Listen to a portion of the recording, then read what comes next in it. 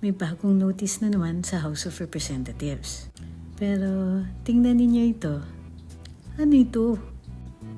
May pasok pala noong November 1. Akalain mo, parang nagmamadali sila. Ganyan ba kabilis pag iniimbestigahan ng flood control projects? Parang hindi.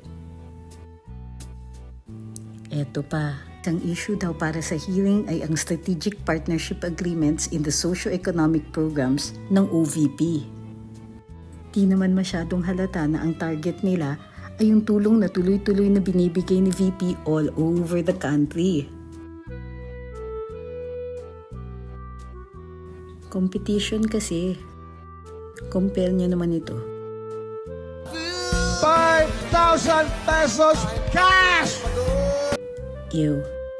Sa mga ito, tinapay, tree planting, burial assistant, medical assistant, wheelchairs, more burial assistant, relief operations, negosyo, assistance to students, feeding programs, more relief operations pa, and more.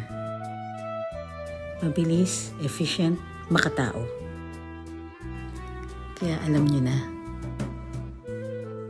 Ito ang Luminous. Follow for more.